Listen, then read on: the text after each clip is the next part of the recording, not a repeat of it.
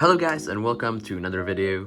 Today we will be turning this $100 tablet into a fully working gaming PC. First, let's see everything we're working with. First we have the actual tablet. Then this $5 case that can work as a monitor stand. MediaTek Helio G80 octa-core processor. 6GB of RAM and 228GB of storage. Since this tablet has an octa-core processor, I think it can run games just fine. You don't need to use this, but for me it's better.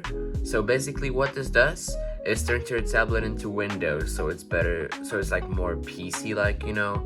But if you don't want to do this, you can normally use it in the Android software. It's called WinLater, so let's just download it real quick. So we have the app.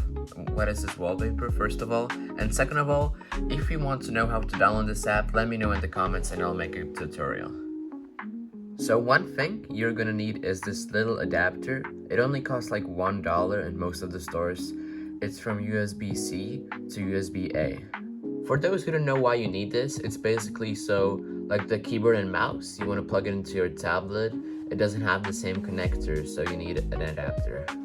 One thing I forgot to mention is you also need like an adapter to plug in more things, because of course you'd only be able to plug in your mouse on only the keyboard, so you also need this. So we got everything set up, the keyboard, the mouse.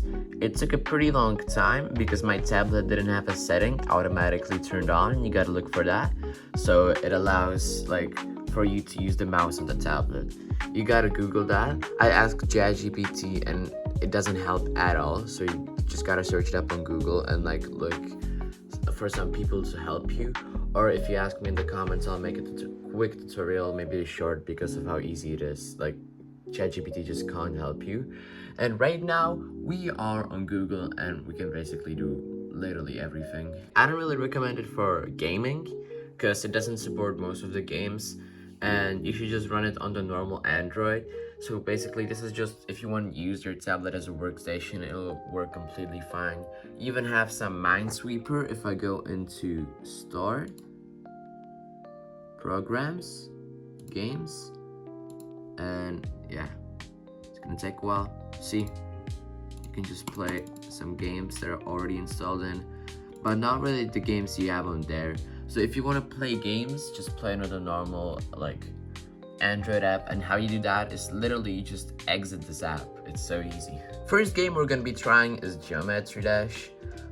Here you can see our FPS. I mean the screen is only 60 Hz, so it's just capped. But on PC you have to buy Geometry Dash, so compared to where on like here you can play it for free, and the light version is literally almost the same as the real one. So I don't really expect our frames to drop at any point below 60, so I mean this is playable, 10 out of 10. The next game I'm gonna be trying is Minecraft. I even have some shaders for after, but right now let's try it without any shaders. With no shaders, we're basically like stuck at 60 frames, really stable, it doesn't move at all. So 10 out of 10 again. You can try to move around, try to get it to lag, but no, it doesn't even move. Let's try to set the game to max graphics first before we try the shaders.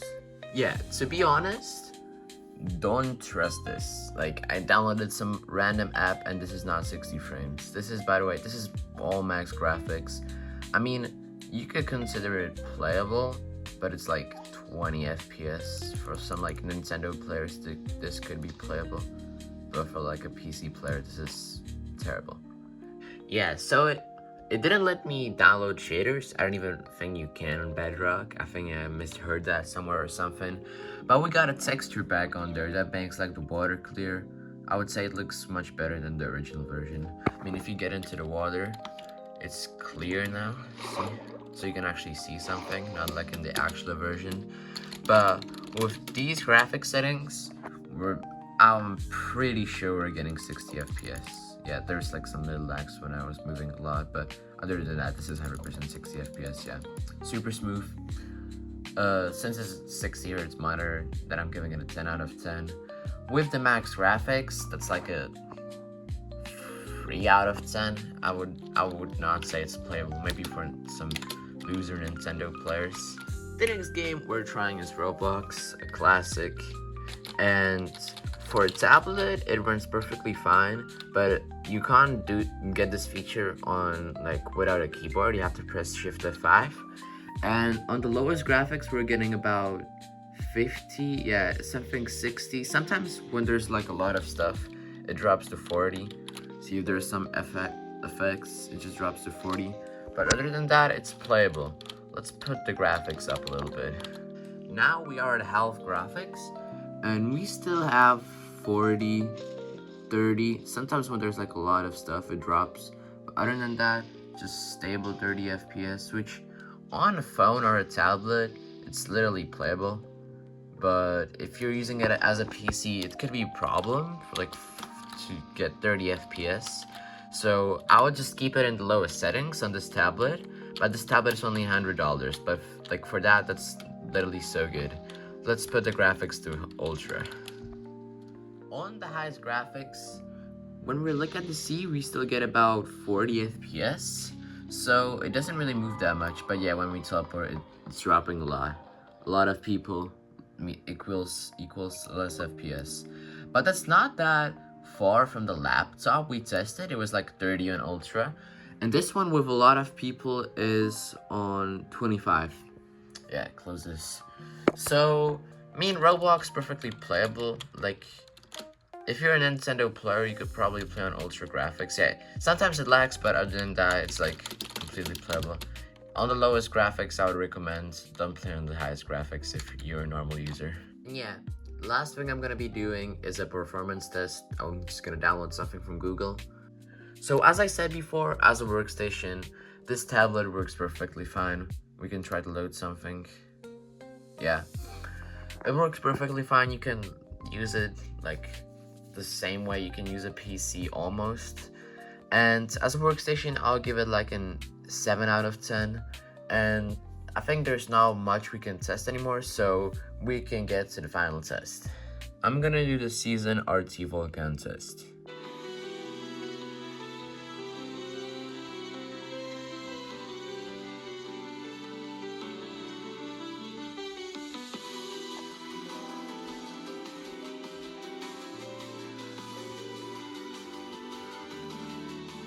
Yeah, it turns out I actually have to download also this app because it didn't really say much stuff.